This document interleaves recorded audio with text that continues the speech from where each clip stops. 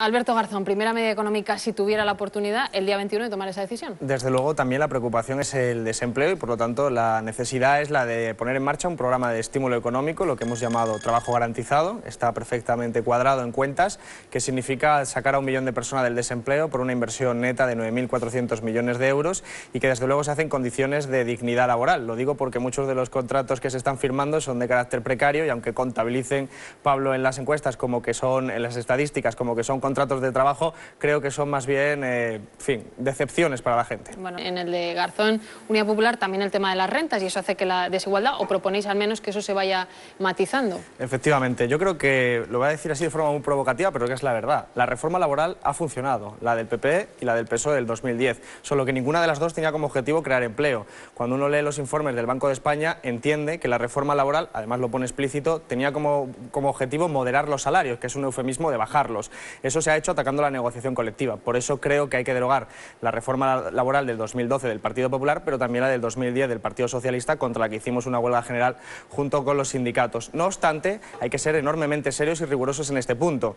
No es una cuestión solamente de normativa laboral, por eso el contrato único, aparte de especificidades que yo creo que hay que desmontar porque creo que son muy peligrosas, tampoco sirve. ¿Por qué? Porque en el País Vasco ahora mismo hay la mitad de tasa de desempleo que en Andalucía, y tiene la misma normativa laboral. Por lo tanto, lo que ocurre... La tasa más alta de la Comunidad Europea sería el País Vasco si fuera un país. O sea, sin duda, pero tiene la misma exageradamente Luis, la misma normativa laboral que existe en Andalucía, sí. La mitad de tasa de paro. Por lo tanto, las cuestiones laborales no son la variable fundamental. La variable fundamental es la estructura productiva. Tú tienes un territorio que está industrializado, diversificado, con estructuras de alto valor añadido porque has innovado con I+D, tienes más capacidad de tener distribución de la renta, mejores salarios. Si tienes un sector especializado en turismo estacional de 6 meses de contratos, te vas además a fraude de ley porque nuestro Estatuto de Trabajadores ya establece que el contrato predefinido tiene que ser el indefinido. Lo que ocurre es que el 90% se firman son temporales. Por lo tanto, industrializar con I+D.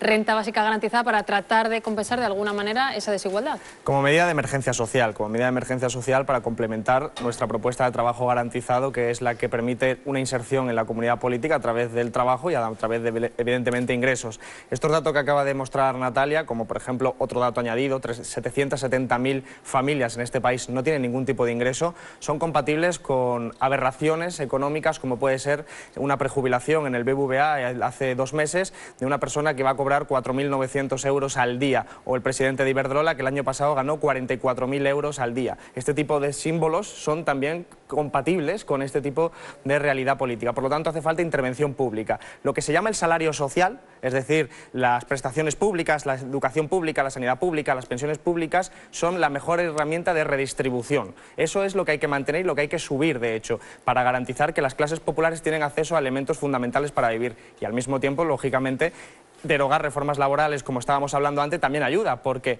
hay muchas herramientas que se han propuesto. Por ejemplo, he escuchado antes a Luis hablar del subsidio o complemento salarial, que son verdaderamente perversas, porque es una forma de, desde el Estado, es decir, nosotros los que estamos aquí y nosotras las que estamos aquí, financiamos al empresario para que suba los salarios, pero el beneficio se lo queda al empresario. Es una forma también de incrementar la desigualdad, porque entre todos y todas pagamos para que el beneficio se lo quede a una empresa. Hay que subir, hay que bajar. ¿Qué le proponen a la gente? Bueno, primero habría que tener claro que los impuestos hay muchas fórmulas y por lo tanto depende de a quién se los apliques y qué tipo de impuestos. Es decir, nosotros somos partidarios de bajar impuestos si nos estamos refiriendo a los productos de primaria necesidad, como por ejemplo las compresas, pero estamos hablando de subir impuestos y estamos hablando de las rentas del capital que pagan mucho menos impuestos que la renta del trabajo, o por ejemplo las grandes fortunas que evidentemente después de las reformas del Partido Popular pagan mucho menos impuestos. Y después hay que decidir para qué se gasta, porque evidentemente una cosa es gastar para rescatar amiguetes que tienen unas autopistas quebradas y otra cosa es gastar para hacer un plan de estímulo. Lo digo al respecto de 2 temas que veníamos apuntando. Al hablar de igualdad no hemos citado la igualdad de género, que es un elemento que también afecta profundamente a nuestra sociedad y es transversal.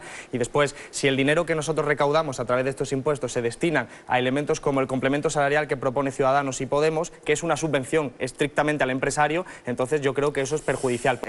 Yo creo que hay que partir de un hecho incontestable. Las pensiones son un derecho. Es Es una forma de salario diferido y eso evidentemente una cuestión que hay que preservar y el Estado tiene que garantizar eso, igual que garantiza la educación pública o la sanidad pública, al mismo nivel. Es decir, en un caso hipotético de una enorme crisis, siempre tiene la capacidad de financiarlo con impuestos, igual que hace con la sanidad, igual que hace con la salud, o sea, con la educación, o igual que hace con las pensiones no contributivas. Ahora bien, el sistema de pensiones es un sistema solidario, de reparto, pero tiene una figura contable, tiene ingresos y tiene gastos. Y cuando tiene ingresos, lo fundamental son las cotizaciones y, por lo tanto, el salario.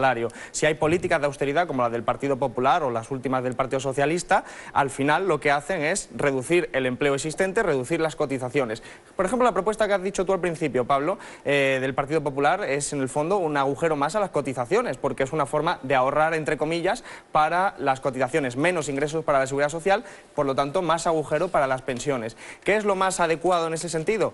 Crear empleo igualitario, meter a más gente en el sistema de seguridad social y desde luego yo creo que haciendo eso sí se puede bajar la edad de jubilación. Lo que no se puede pretender es que la gente prácticamente esté trabajando hasta el punto de morirse, porque eso sí que es un ahorro descomunal, pero desde luego no es ético ni político y esto es un problema de voluntad política. Hemos visto las cifras. En el sistema financiero se han rescatado por más de 60.000 millones de euros, que es exactamente lo que tenía la hucha de las pensiones en el 2011. Por lo tanto, no es un problema técnico ni un problema de dinero, sino de prioridades y de voluntad política. Y el Partido Popular creo que con su política de separarlo del IPC, eso que se sube el 0,25, cuando la vida suba un 1%, un 1,25%, un 2%, en el fondo es perder capacidad adquisitiva, empobrecer a la gente, aunque sea engañándoles diciéndole que tiene un euro más en el bolsillo. Revertir los recortes que ha habido. Efectivamente, nosotros de todas formas no prometemos milagros, prometemos lucha, porque la política es eso, es un conflicto, siempre existe el conflicto en política, lo que se trata es de tomar partido. Nosotros tomamos partidos en la movilización social y también en las instituciones. Nuestro programa es bastante modesto, y está dentro de las pautas dentro de la Unión Europea. Nosotros no tenemos un memorándum como es el caso de Grecia, que lo tenía, lo tenemos solo para el caso bancario, como es el caso del rescate financiero.